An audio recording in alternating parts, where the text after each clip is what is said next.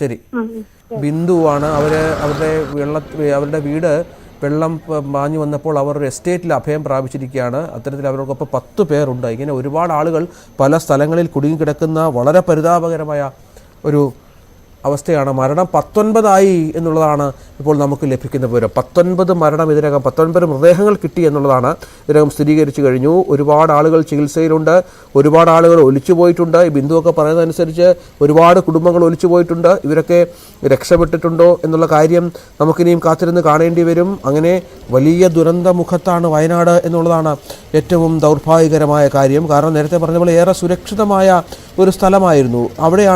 അവിടെ ഉരുൾപൊട്ടൽ ഒരിക്കലും ഉണ്ടാകാനുള്ള സാധ്യത ഇല്ല എന്ന് പ്രധാനപ്പെട്ട ആളുകളൊക്കെ പറഞ്ഞിരുന്ന ഒരു സ്ഥലത്താണ് ഈ ഉരുൾപൊട്ടൽ ഉണ്ടായതാണ് ഏറ്റവും ആശ്ചര്യകരമായത്. അതാണ് അപകടത്തിൻ്റെ വ്യാപ്തി വർദ്ധിപ്പിച്ചത്.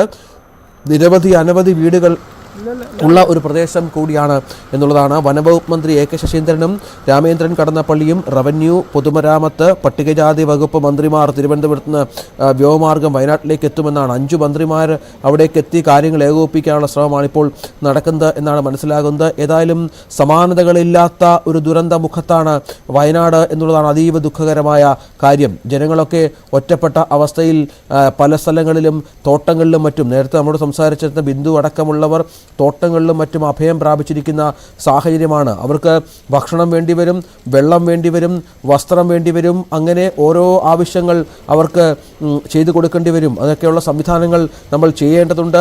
വീണ്ടും ഉരുൾപൊട്ടൽ ചൂരൽമലയ്ക്ക് സമയമുണ്ടായി എന്നുള്ള വാർത്തയും പുറത്തു വരുന്നുണ്ട്. അതുകൊണ്ട് രക്ഷാപ്രവർത്തകർ ഉൾപ്പെടെയുള്ളവർക്ക് അങ്ങോട്ടേക്ക് എത്തിപ്പെടാനുള്ള ചില പ്രശ്നങ്ങൾ പ്രായോഗികമായി ഉണ്ട് എന്നുള്ളതാണ്. മുണ്ടക്കൈയിലുള്ള ഹോം സ്റ്റേയിലെ ഒഡീഷ സ്വദേശികളായ ഡോക്ടർമാരുടെ സംഘത്തിലെ ഒരാളെ പരിക്കോട് രക്ഷപ്പെടുത്തി. 2 പേരെ, അവിടെ ടൂറിസം കേന്ദ്രമാണ് വയനാട്, നമുക്കറിയാം. അവിടെ റിസോർട്ടിലടക്കം ആളുകൾ കുടുങ്ങിക്കിടക്കുന്ന സാഹചര്യം വല്ലാത്ത അവസ്ഥയിലാണ്. ഈ വിനോദസഞ്ചാര